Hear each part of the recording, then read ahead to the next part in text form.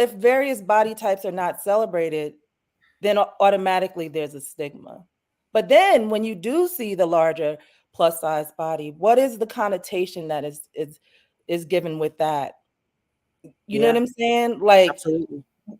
the idea of having a larger body size is associated with being lazy. You So know what I'm saying? Being let's roll this right into the next question.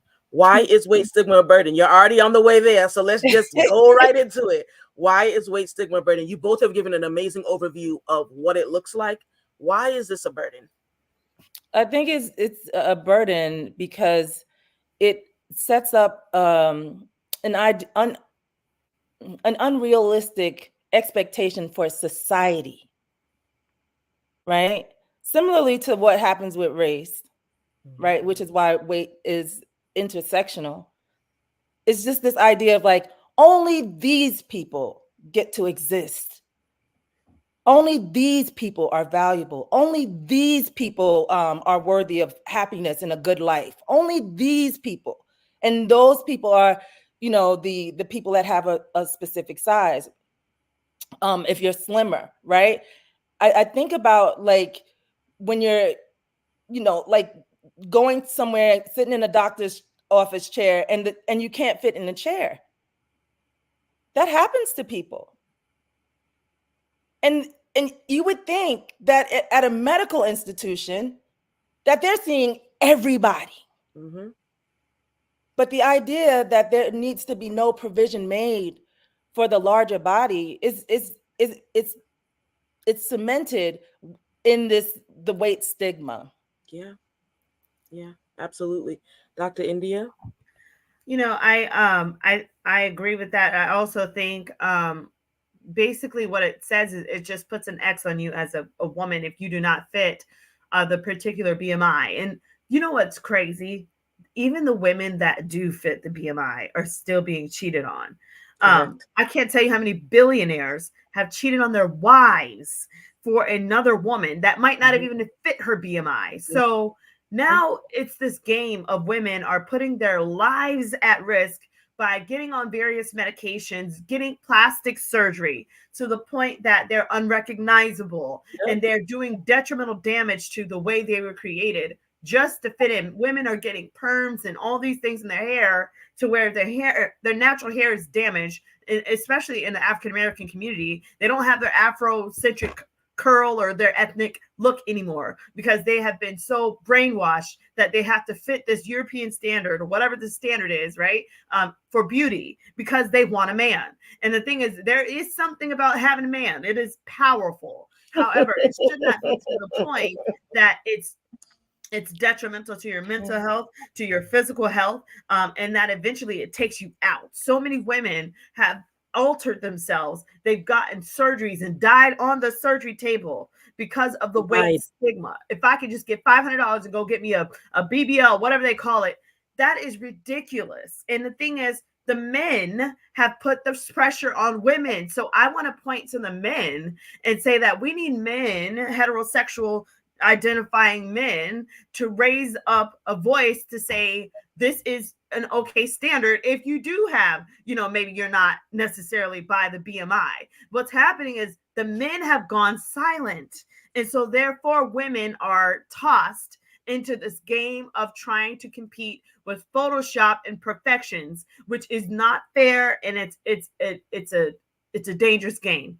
And I'm very concerned because not only does it spiral women into depression, because can you imagine, you spend thousands of dollars on plastic surgery, you spend thousands of dollars on cosmetics, on Yep. vanity, on hair and all this other stuff, and he still doesn't want you, He still cheats. still cheats. You literally change the way your face looks, you change everything for him, Yeah. and he still goes to somebody else, somebody that works, at some grocery store that doesn't even get anything done. He leaves you Correct. for her because she has a better personality. So Correct. it just to the point, like I just say women need to get back to the original, the basics. We have believed a lie. We have been flaunted with vanity. All of us. We have all been pressured to look like specific celebrity to Absolutely. paint ourselves in a way that is false because we want to attract certain attention. But then what happens is you realize even after you get all of that attention, it doesn't last if he doesn't really love you for who you were in the first place. And that is Yeah, the thing. We're seeking love in the wrong places. We're seeking validation in the wrong places. And until we can be true to ourselves and love ourselves, and we really don't need to be looking for a man. We need to work on ourselves, right? first. And get to a place where we love ourselves so much that if a man never comes, we'll be all right. And that is my challenge to women today, is to work on you, work on loving you the way God made you, the way you came to this earth, the way you present yourself. Of course, yes, eat healthy, watch your portions, all that stuff, work out, whatever, but work on you first before you try to paint yourself into this false image that a man would still reject just at whim because he's a man, and that's how certain And men, that's what he wants to are. do. Yeah. Can I Man, so can I jump? Can I say absolutely. something? Absolutely. All right. There were three things that came to me. Well, the first thing is that I also focused on the larger body, but even those that are in slimmer bodies are affected by weight stigma. In Mm, that, like, in having no freedom to be, or having no freedom to vary in your weight and your yep, body shape, then yep. keeps you constricted. That, like, if you are slim, and you might feel like you still need to be slimmer, Hmm. Yes. or you might be like hyper vigilant so that you never Hmm. gain any weight. Correct. Our society ultimately is set up so that you never feel comfortable in who you are. And the Mhm. weight stigma is one aspect of that. The other thing is that um I just wanted to share a story about a child. Actually, he was 10 years old at the time, who had come to me and he was asking me if he was fat. And he was like, like, we say he was like a string bean, but he was able to pinch his skin. And so he was like, I think I'm fat and I don't want to be fat. And so Wow. a boy, right, young, and still had already had these ideas in his mind about fatness and getting fat. It's very slim, still very slim. Mm, And mm, the mm. other thing that I want to say is that everybody, I'm not saying anyone deserves to be cheated on, or needs to be the side piece, if that's what they want to do. But whether you work at a grocery store, whether you work, wherever you work, whatever your education is, we are all entitled to have dignity and respect. I just wanted to put that out there. Thank you. Absolutely. I mean, you both are bringing up such amazing points, especially really about the Photoshop. Like, we are trying, and I say we, and I don't think either any of us are trying to do it, but we as a collective society are trying to measure up to Photoshop. You can't compete with AI. You can't compete with a computer. Nope. You, we're trying to shape our lives off of celebrities' bodies, skin colors, off of their hair types, eye colors. All this stuff has been manufactured, and I will be honest. So on Instagram, I have been seeing a lot more men speaking up. I'll say a lot more Black men speaking up about liking the larger body. I have seen a lot more videos. There's been a lot more comments. How that translates into their real life is a completely different story, right? Because IG is one space and then real life is another space.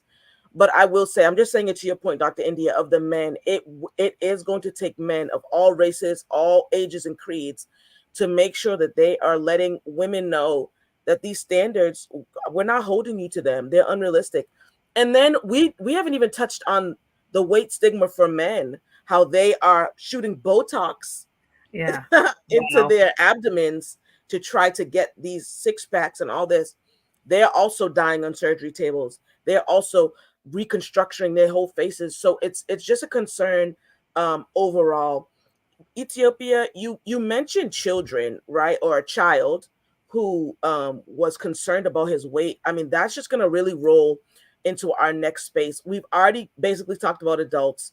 Let's talk about what weight stigma and how weight stigma really affects children, because as we see social media ever increasing, right? Children younger and younger getting on it. My 13-year-old nephew just got his phone taken away. He had an illegal IG account. So, that happens all the time. I work in a high school. We see it all the time, right? I'm putting him on blast and I'm going to send him this video so you can go back and see. Don't be deceitful. Anywho,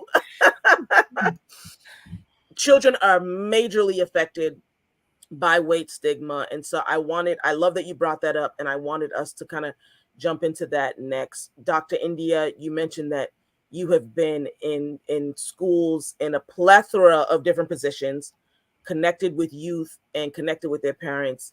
How have you seen weight stigma affect children?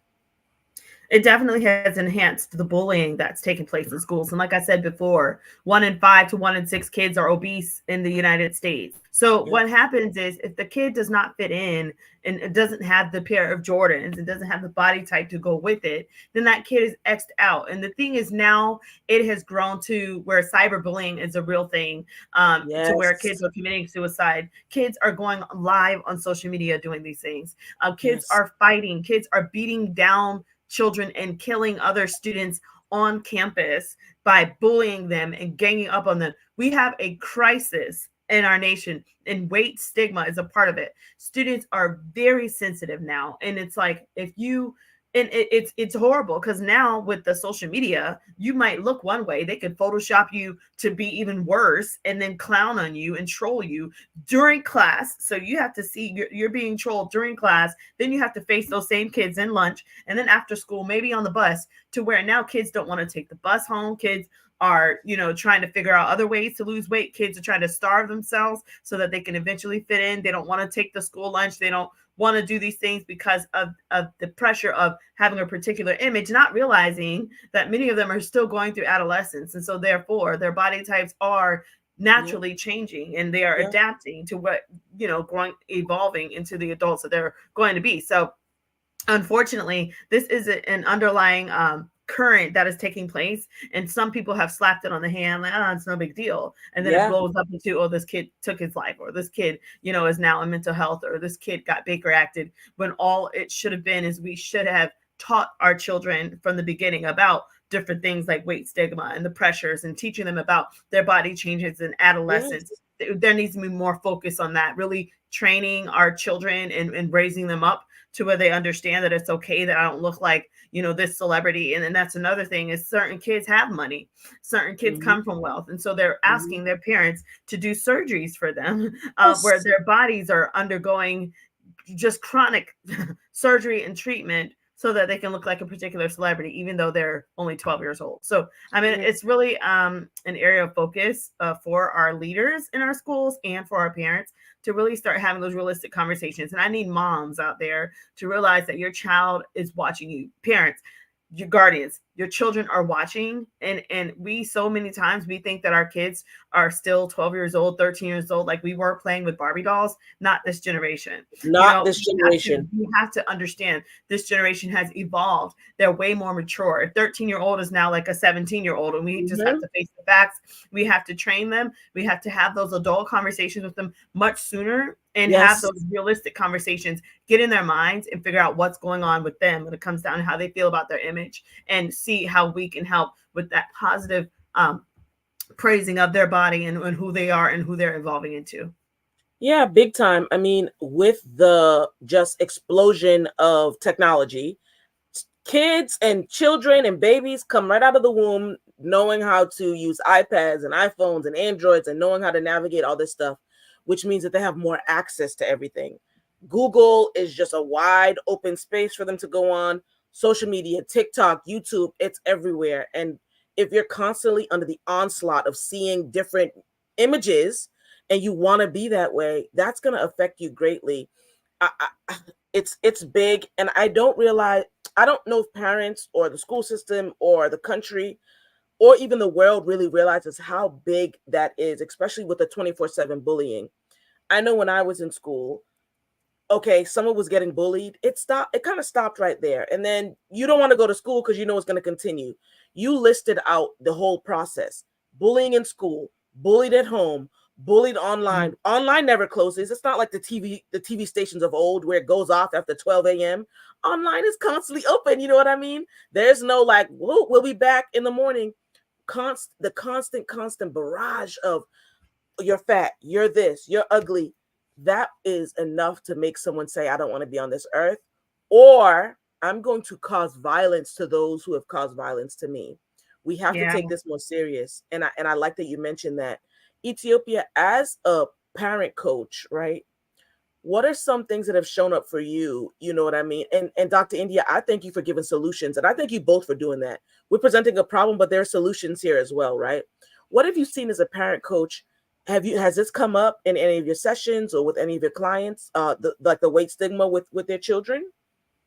Yeah, this comes up because like nobody wants to have a fat child.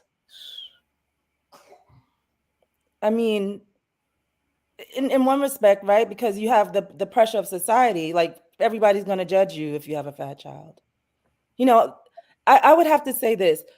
I wouldn't say that it's exclusive that people don't want to have a fat child. I just think that like there's a programming script that we're conditioned that if your child goes over a certain weight, if you're at the doctor and your child is over a certain weight, they're going to tell you, Yeah. you need to watch this, and they can make you hyper vigilant on your child. Yes. So, for example, even in my own case, my son, when he was 2 years old, y'all, toddler, he had these big, super fat cheeks, right? He's a toddler. And he had the little pouch. You know what I'm saying? I gotta say, you got the little Little grandpa cute pouch. pouch. Love it so much. So cute. And I take him to the doctor. Now, because I am fat, they were like, oh, you have to be careful. What are you feeding him? They made me like get to a place of like, oh my gosh. But then I was like, wait, hold on a second. Like, my son eats really, really well. So, but they automatically slapped him with something that they were, if I was not a reflective parent in that moment, to have some consciousness and awareness around what was actually happening as a relationship of how my body was showing up in that space, then I could have came home and been like, well, you know what? I'm going to make sure you only eat this time, and Yep. this time. You won't have Yep. any snacks. That you won't da da da da da da da da da. Like, that's how that stuff can show up. And truthfully, I cannot absolutely fault a parent for wanting the best for their child. If you already are aware of how fat people are treated in our society, you wouldn't want that for your child. Correct. However, I also have, that's my Hey, daughter. girl. I have also seen parents who fully embrace their children as they are, fully embrace their children as they are. So that the society and the community and other people in the family are gonna get on you as the fat child. People are gonna bully you and these kinds of things. So the parent create the safest place for their child Mm-hmm. within themselves. Yep. You know what I'm saying? So that's it's also possible. The thing that I want to highlight is that one of the biggest ways that the weight stigma affects children to me is the same way that it presented to my children. When my children are coming to me, they are embarrassed about their mother Sure. because their mother isn't a certain body type. Imagine Sure. the kind of mental labor, emotional labor that puts on a child. So the Right. weight stigma, it affects on so many different levels, and ultimately it is about creating greater amounts of safety for everyone to be present in their own bodies. Yes, you know what I'm saying? Like, if you want to be healthier, but that's like, starving yourself and not eating and working out ridiculously and only eating grapefruits for 90 days, like that kind of stuff isn't necessarily healthy. Correct. Correct. Correct.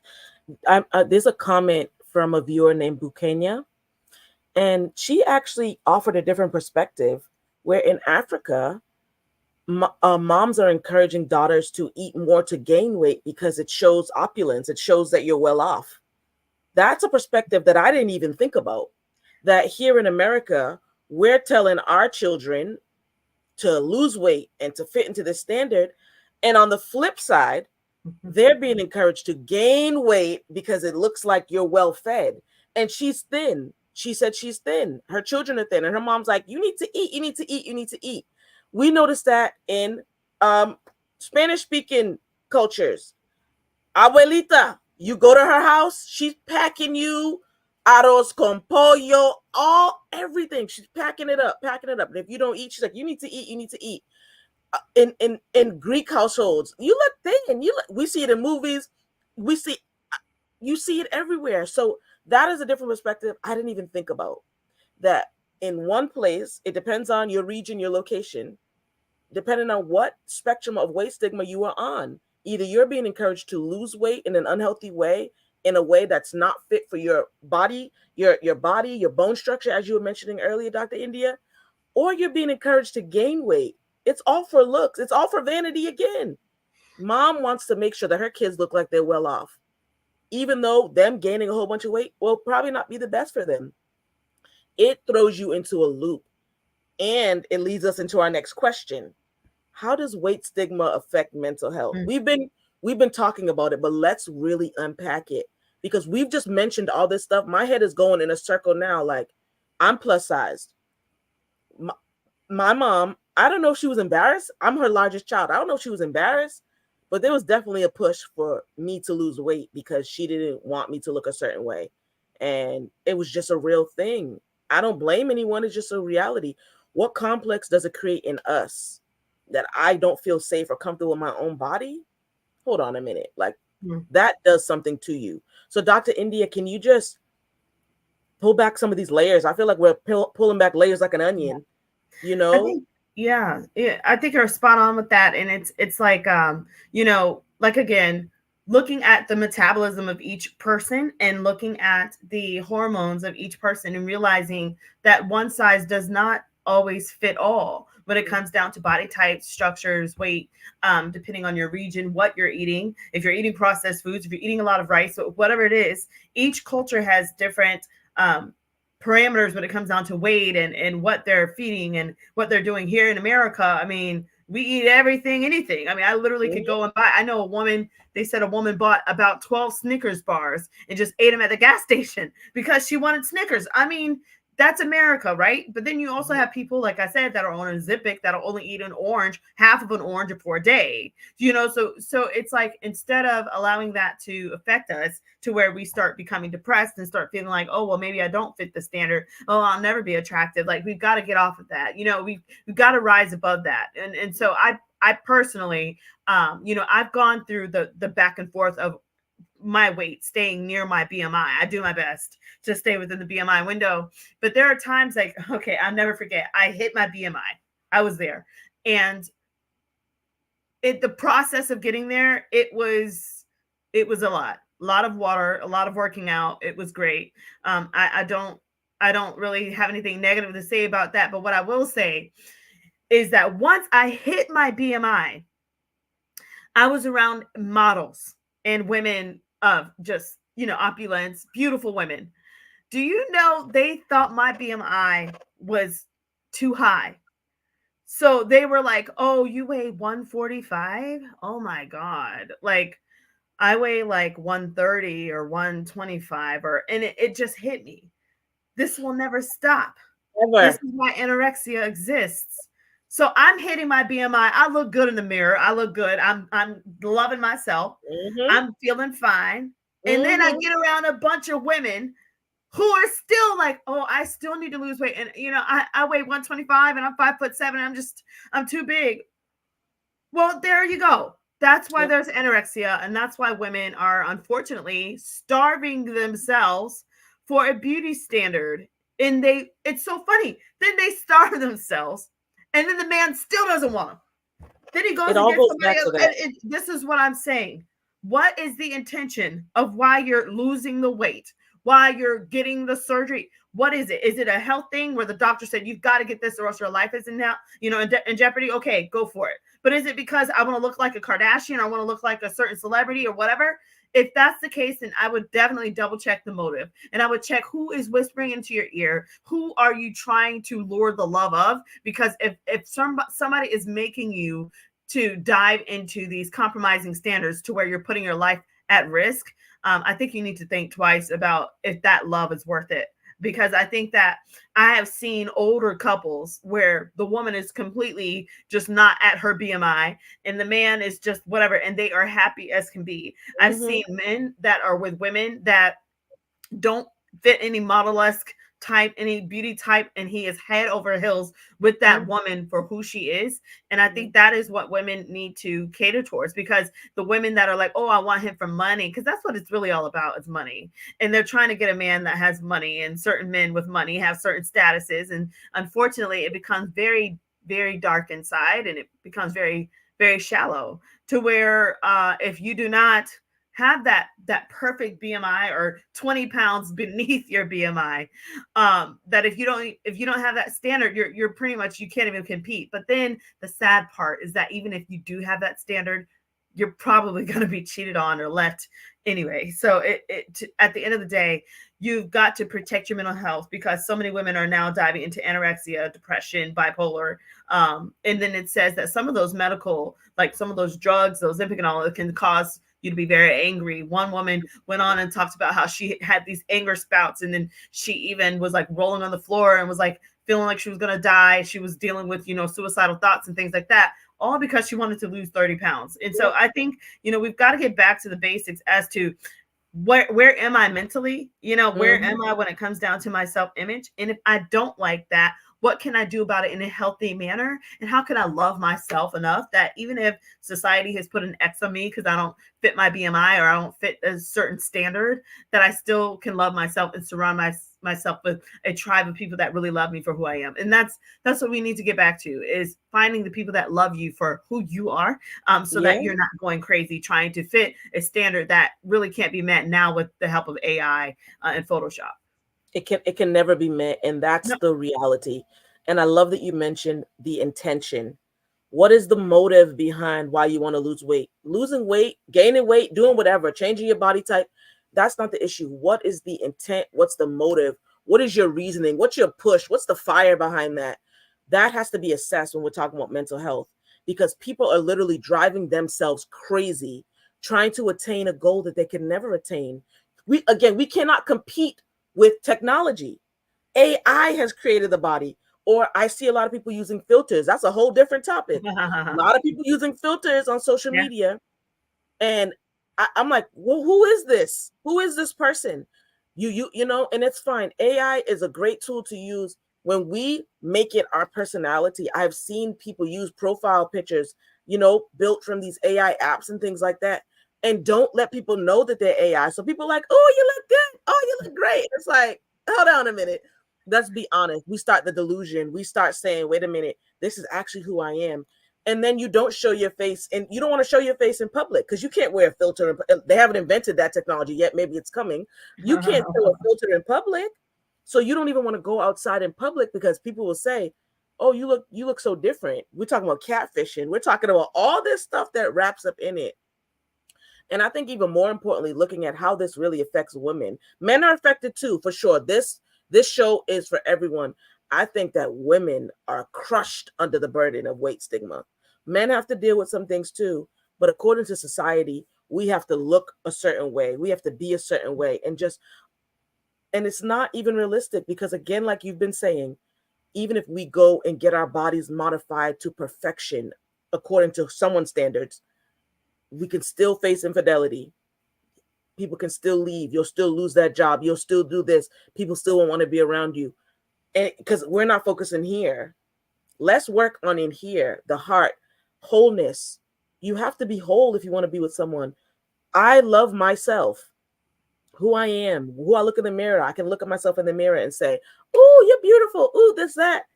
If you don't have that inside, it doesn't matter what you do. You could cut everything away. You could turn into a robot. You could have all metal arms and you'll still say, "Oh, I need to do something else." So I love all those points that were made. And it really is a mental health crisis. This is the crisis because in schools we see it. These kids are struggling. Ethiopia, you said a rail thin child spoke to you.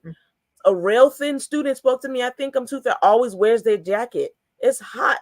Why you have your jacket? I don't like my arms. I'm like, these toothpick. What don't you, I want to be like, what don't you like? I don't like my arms. So these kids really need people to help and guide them and direct them and let them know that they're beautiful, because it does cause the mental health issues that we're seeing. Ethiopia, what are you seeing that the ways that weight stigma affects mental health? You know, the ways that you both have shared it, just like echoing to me, because that's primarily what I'm seeing. You Yeah. know, there's just a lack of self-confidence. There's a lack of self-love because of the, you know, the images that are presented to us. And I really appreciate what you both said. Dr. India, you at the end of what you were saying, you were like, it's important for you to be centered with love around you, love within you. And Steph, you said the same thing. And I think that that is the biggest mental health issue, is that, like, if you are in this world and you do not love yourself, Mm. and even beyond not loving yourself, that you might actually hate yourself Mm. because of what society, community, your Yep. family Yep. are telling you how you need to be. Yeah, that's a big thing. And so, like, again, weight is just one of the many intersections, one of the many ways that these things shows Yep. up. Yep. And it's true, like, just going back to the person from Uganda, Kenya, I hope I said your name right. Me It's too. like, yeah, like, it's it can be, it can be that in certain areas, and it can be the opposite in certain areas, right? Like, I lived in Japan for 2 years. Like, they were Oh like, man, goodness. Americans, why are Americans so fat, right? You know, but I also know the people that were like, I'm too skinny, I don't want to be so skinny.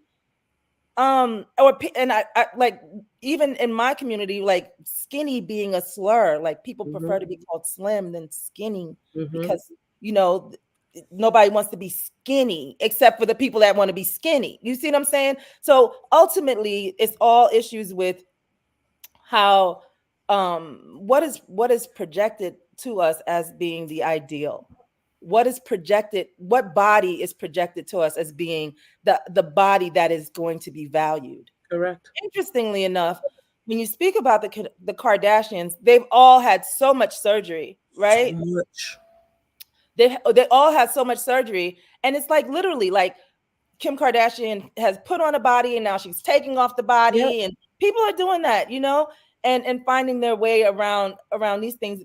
And we're taught, it's curated for us that this is how you need to look. How is that done? You see her everywhere. You Yep. see her praised everywhere. And so, as you're trying to find yourself in that, you know, how do you see yourself reflected in this world? When you don't see the representation, then, well, not only not seeing yourself Mm-hmm. represented is one, that's one aspect, but then when you do see yourself represented, it's in a particular way, Mm-hmm. right? You are the, you know, angry Black woman. You Mm-hmm. know what I'm saying? You are, you know what I'm saying? Like, the stereotype. Then you can actually start to take on something that isn't even yours. Mm. It's not even yours, but you're carrying this, that this is how I have to show up because this is what is valued. But that's not how you've always believed about yourself. So Correct. the work, this is how I approach mental health work. It's like, that is the work. The work is to restore you, to support you in your restoration of just being fully accepting of who you are, fully, authentically, down to the Absolutely. soul, because your soul knows. Right. Right. Absolutely. Big time. You know, when you were talking, I was thinking of, remember Monique used to, she had like the gimmick, skinny women are evil. Yes. Yeah. So like she would say that all the time. And I think that's even on the opposite end. And I feel like that was like a counteract to, you know, fat shaming and all that. Like, I feel like if you're going to be skinny, be skinny. If you're going to be plus size, if you're going to have weight on your body, do that. But I don't think we should have to knock each other down in order to say, oh, like, if that's how you choose to live, that's how you choose to live. You know, people People know the ways to lose weight if they want to. It's everywhere. I've subscribed to so many like, yeah, come on YouTube. I have playlists of exercises to do right in my home. I don't have to leave my house. If I wanted to do it, I would. Everybody knows the way to do it, right? And so you have to look at the mental health with that too, making sure you're like, okay, let's just let people be who they are. I also have another topic on here that I'm kind of hinting at. I'll bring it up. So it's fat shaming versus encouraging healthy lifestyles, right? And Dr. India, you mentioned about Lizzo before, right? Who is talking about body positivity and all this, right? When does it, I don't know, how do we balance that with not fat shaming someone, but encouraging them to be healthy? Because my healthy looks different than both of your healthy, right? My weight, my healthy weight looks completely different than what anyone else would say. And so just because people have extra weight on their bodies doesn't mean they're unhealthy. So how do we balance fat shaming versus encouraging healthy lifestyles, if that makes sense? Yeah, I think again, looking at the metabolism of each person and seeing what's going on there, looking at hormones, and then making sure that we're checking in regularly with our doctors to, if there is something we need to take some medicine or whatever that they have to prescribe, okay, let's go for it. But making sure that we're doing our daily of getting enough water intake, watching our portion size and things like that. But at the same time, if you need insulin, if you need sugars and things like that, you do what you need to do. But as far as fat shaming, I think we need to mind our own business when it comes down to the body types of others versus ourselves. Because, looking at going back to scripture, do unto others, as you want done unto you. Like, if you're wanting that sense of respect, then show the same respect to people. Love people the way they show up, whether it's body shaming or the hair or whatever, like choose to be the bigger person and to show love. Or maybe you can support if you do have a great body and all this other stuff and you're healthy and you didn't do a million surgeries and you really, got it down to where it needs to be and you have some tools, well, then be willing to share that or open up a business and help people, support people, give back, maybe open up a nonprofit, give back to help people with, watching their weight management and the portion control, whatever it is, but when it comes down to really fat shaming, I just want to say that, any of us can fluctuate in our weight. So, 1 minute you can have it all together and then you could hit a life crisis and then there you go. So it's one of those things like, let's choose to operate at a higher vibration than to be pulling people down. And I think sometimes people have too much time or too much money. Like, I don't know what it is where they just feel the need to tear others down. And I think that there's something else deeper than that. Like maybe they're going through their own trauma as to feeling like they have to bully or tear down someone else to make themselves feel great. And so I think that when people are body shaming, I want to always ask that question, like what's really going on in them that makes them think that they have to have a voice to pull down other people. What else is going on in their lives? Like maybe they're not happy in their marriage. Maybe they're not happy with their job. Maybe they're not happy with where they are in life. Maybe they feel like they're not fulfilling something else. Or maybe they're upset with how powerful that person is that they're fat shaming, and how awesome they are and how vibrant their personality is and how they can win a room and how they don't have that talent. So they focus on the fat shaming part of it, to try to tear that person down a couple notches and try to lift them up. But I always say, like when people do that, I always try to take a step back and then like watch the vibe, the aura of it. And then how does that make you feel?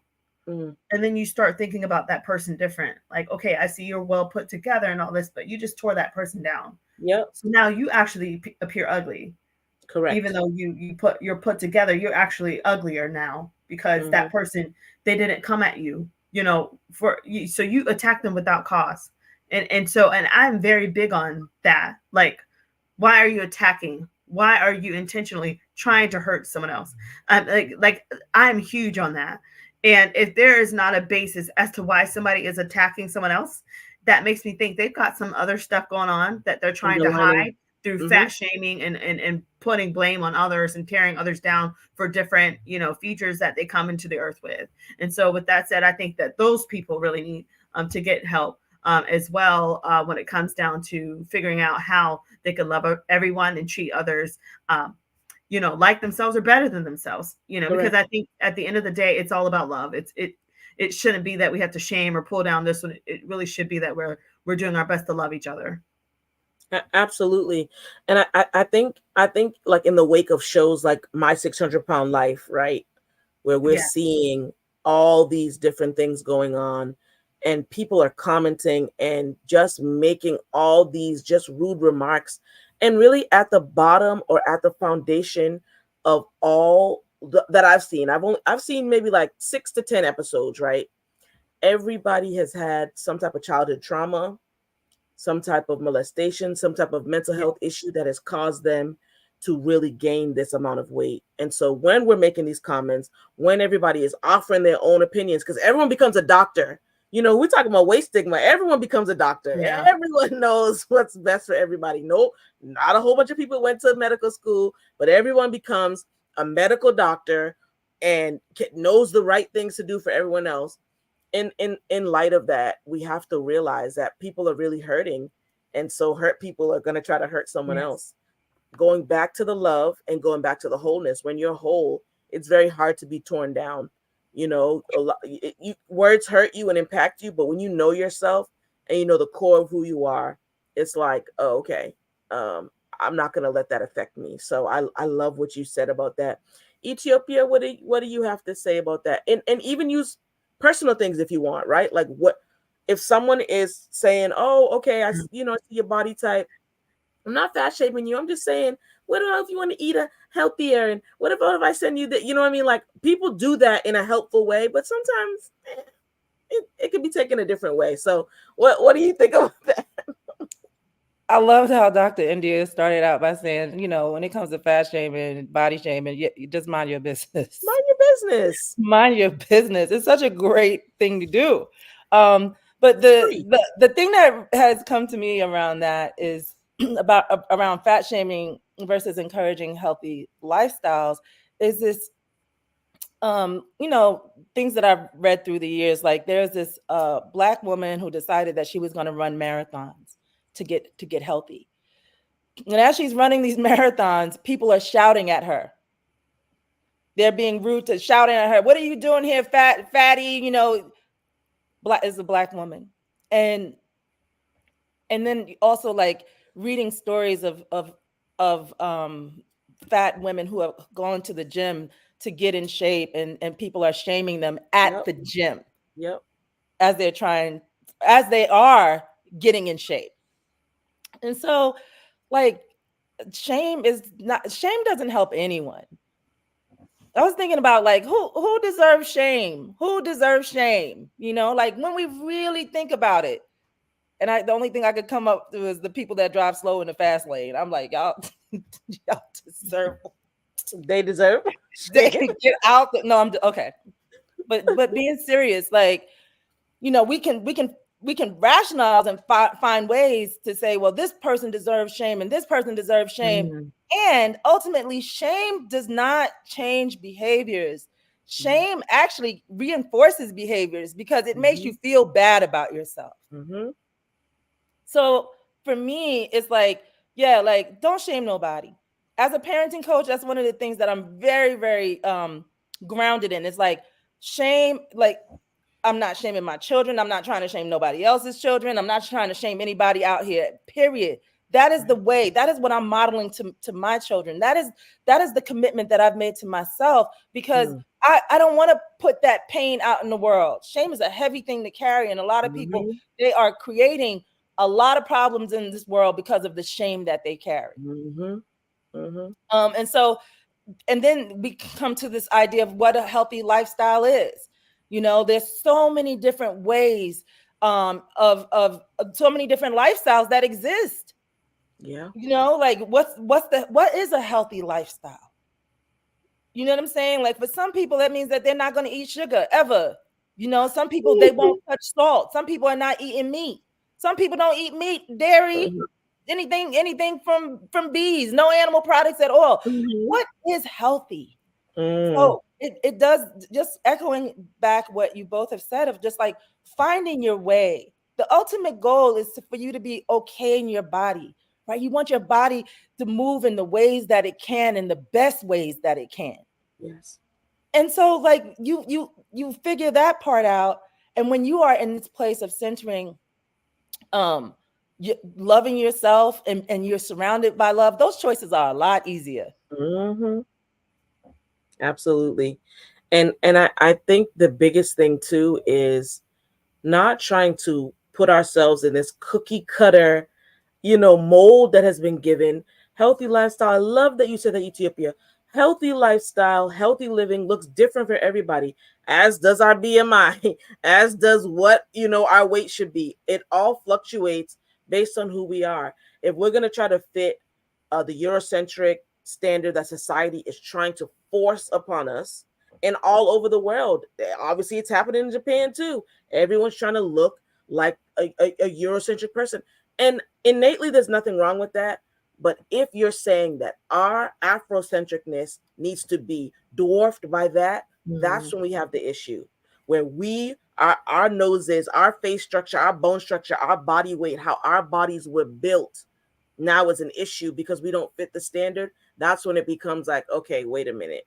No Yeah. one can fit into the cookie cutter. It's not a general thing we can throw over everything. What works for you, Dr. India? What works for you, Ethiopia? Steph, what works for you? And we have to find the balance in that. Or not, we become imbalanced in our mind where we're trying to fit into what everyone else is doing and not focused on ourselves. So, Dr. India, I see you. I'm going to let you. I'm just making a quick announcement. We have only a few minutes left. Believe it or not, we've already been talking for about an hour. We have a few minutes left. So, I do want to hear final thoughts, your wrap up, and really emphasize how we're healing from this. If someone is being crushed and utterly just smushed under the weight of weight stigma, right? Weight stigma has a heavy weight, it's a burden. If someone is being utterly crushed, please add that into your final wrap up of how we can heal from that. And then I want us to really end with body positivity. And maybe both of you could say some affirmations to those who are dealing with weight stigma, just to kind of help in that healing process. So please go right ahead, Dr. India. Yeah, thanks so much for having me. Just to those that are listening, stop apologizing for who you are and how you were created and how you showed up into this space as a vessel to, contribute to whatever it is that God Almighty has for you to do in this world.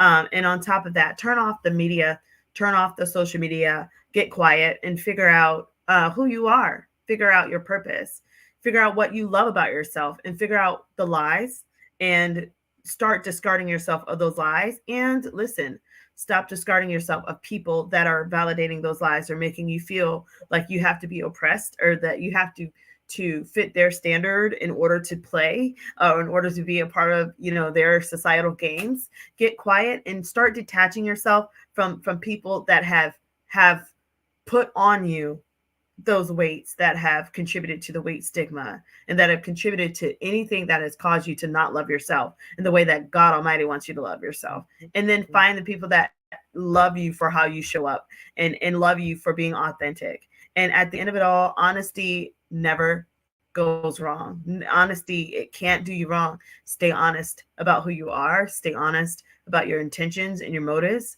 and continue to do what you know is best for your health and for your body, because at the end of the day you only get one body. So do what you can, right, to make it as excellent as you can with all of the willpower and the capacity that you have. And I wish you guys the best. So thank you for having me. Absolutely. Ethiopia. I'm feeling a lot of synergy with you, Dr. India, because when Steph was talking about the mantra, I immediately thought of Sonia Renee Taylor and her book, The Body is Not an Apology. So the mantra is, my body is not an apology, right? Like there, there has to, to me, it's like beyond acceptance, right? There has to be some compassion and some care, some empathy for what your body does Yeah. for you. We live in a culture that is very much in this place of like the people that work the hardest can be the ones that are disregarded. Correct. Our bodies are working hard for us. Let's not disregard that. Mm. Right. So, like centering ourselves in our bodies, having deep appreciation for our bodies, Mm. having great care and compassion for our bodies On. is is transformative. And again, yes, that authenticity it happens when you set intention around how you will love and respect yourself, what Yeah. those boundaries will be. And then you'll start to see that the things that you need to support yourself in making these transformative changes, it comes along. Yo, do what you got to do, and at the same time center love. Do what you got to do, and at the same time center compassion for yourself so you can have it for others. Absolutely. Absolutely. Thank you both for your wisdom, for the jewels that you dropped, your insight. I want to ask, how do people find you both on social media? If you could just share really quickly. And also, for those who are watching live, we thank you. We thank you for commenting. We thank you for liking. And those who will watch it, in the future, please continue this conversation in the chat, right? We begin to really heal when we have the conversations. Weight stigma is a huge taboo, but we're pulling the rug off and we're shining the light on it, because you can only heal from what you reveal and what you put out there. And so, how do people find you, Dr. India? How, if someone wants to connect with you, how do they find you? So I am going to I'm putting it in the comment section, Okay. as well as I'm going to tell you guys. So if Awesome. you're wanting to find me, my social media handles are going to be: Facebook is Miss India White. That's MSINDIA WHITE. And then my I just put it in the chat, by the way, Yep. then in the comments. So if you don't mind sharing it. Sure. um and then my LinkedIn is the India White. That is where I do a lot of activity there. My Twitter X handle is Indie Speak and Teach. YouTube is India123 or India White 123. Instagram is Indie238, and TikTok is Dr. India White. So again, so you have all of those, and then also I wanted to share with you, if it's okay, my website. My website for those that want to check me out and maybe keep in touch. Maybe you have something that you want to do with me, whether you want me to come and speak with schools, speak with students, parents, teachers, whatever.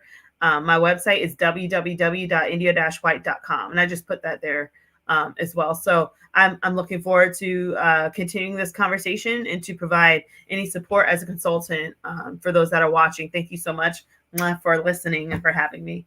Perfect. In Ethiopia, how do people get in touch with you? Yeah, the best way to get in contact with me is just to visit my website. Okay. And my website is ifepllc.com.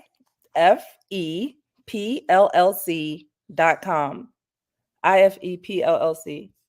And I'll add it to the YouTube later because I'm Yep. having some issue adding it right now. No problem. And that's the thing too. It'll be in the YouTube comments. If you're on LinkedIn, we'll be there. Facebook, there's ways to reach out and get in contact with our amazing guests. Thank you both. This was awesome. It was healing. It was just really good to speak and be affirmed, right? We're not apologizing for how our bodies were made.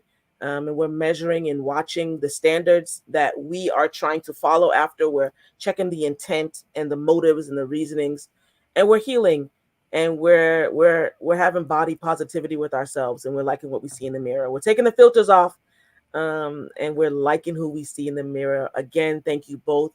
Much appreciated. Once again, thank you for all our viewers who are watching live and who will watch in the future. Thank you for joining us for another episode on Black Mental Health Matters. Until we meet again, we'll see you next week for another episode. Have an amazing rest of your day, whatever time zone you're on. And we thank you for tuning in. Bye.